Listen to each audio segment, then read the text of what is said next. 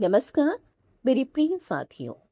मेरी जुबां और आपके जज्बात श्रृंखला की 43वीं कड़ी में मैं डॉक्टर मीनाक्षी तेज आप सभी का तहे दिल से हार्दिक अभिनंदन करती हूँ। आज की यह कड़ी समर्पित है आधुनिक हिंदी कविता की उस सशक्त हस्ताक्षर को जिन्होंने अपनी कविताओं में गांव की मिट्टी की सोनी महक, लोक जीवन की संवेदनाएं और आधुनिक समय की जटिलताओं को अद्भुत कलात्मकता के साथ अभिव्यक्त किया। मैं बात कर रही हूँ हिंदी साहित्य के सुप्रसिद्ध कवि केदारनाथ सिंह की, जिन्हें हिंदी कविता में बिंबों का सम्राट कहा जाता है। सन 1934 में उत्तर प्रदेश के बलिया जिले के चकिया गांव में जन्मे केदारनाथ सिंह का साहित्यिक परिचय अंकित द्वारा संपादित तीसरे सप्तक से व्यापक रूप से स्थापित हुआ। साहित्य के क्षेत्र में उनके अमूल्य योगदान के लिए उन्हें ज्ञानपीठ पुरस्कार सहित अनेक प्रतिष्ठित सम्मानों से सम्मानित किया गया। तो आइए बिंबों, संवेदनाओं और लोक जीवन की अनूठी दुनिया रचने वाले कवि केदारनाथ सिंह की काव्य यात्रा में प्रवेश करें और उनकी प्रसिद्ध कविता बनारस के माध्यम से उनके रचनात्मक वैभव का आस्वादन करें। पहली कविता, जिसका शीर्षक है बनारस। इस शहर में वसंत अचानक आता है। इस शहर में वसंत अचानक आता है, और जब आता है तो मैंने देखा है।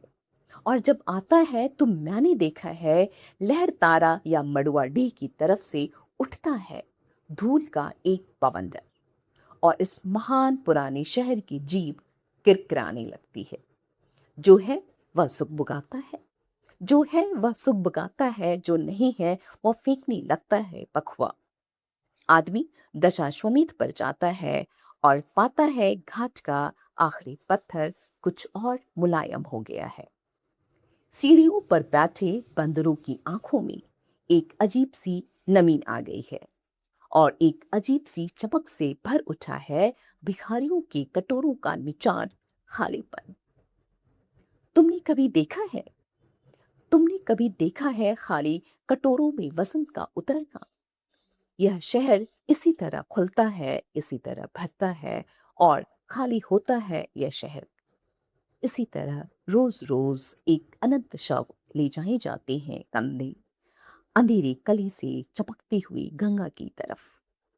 इस शहर में धूल धीरे धीरे उड़ती है, धीरे धीरे चलते हैं लोग, धीरे धीरे होते हैं घंटे, शाम धीरे धीरे होती है। यह धीरे धीरे होना, धीरे धीरे होने की सामूहिक लय दृढ़ता से बांधे है समुचे शहर को। इस तरह कि कुछ भी गिरता नहीं, कि हिलता नहीं कुछ भी, कि जो जहां था वहीं रखा है, कि गंगा वहीं है, कि नाव वहीं बधी है, कि तुलसीदास की खड़ाओं वहीं रखी है सैकड़ों बरस से। सही शाम में कभी बिना किसी कारण के, सही शाम में कभी बिना किसी कारण के इस शहर में घुसकर देखो। जब आरती के आलोक में वह अचानक दिखता है अद्भुत। इस बनावट में आधा जन्म में है, आधा मंत्र में, आधा फूल में है, आधा शव में, आधा नीत में है, आधा शंख में। अगर ध्यान से देखो तो वह आधा है और आधा नहीं भी है। जो है वह खड़ा है बिना किसी स्तंभ के, जो नहीं है उसे थामे है राख और रोशनी के ऊंचे ऊंचे स्तंभ, आग के स्तंभ और पानी के स्तंभ, धुएं के, खुशबू के, साधुओं के उठे हुए हाथों के स्तंभ, किसी अलक्षित सूर्य को देता हुआ अर्घ्य। शताब्दियों से, शताब्दियों से इसी तरह गंगा के जल में अपनी एक टांग पर खड़ा है यह शहर, अपनी दूसरी टांग से बिल्कुल बेखबर। दूसरी कविता, जिसका शीर्षक है मां। वह सोचती है कि जब वह नहीं होगी तो रोएगा कौन। वह सोचती है कि जब वह नहीं होगी तो रोएगा कौन।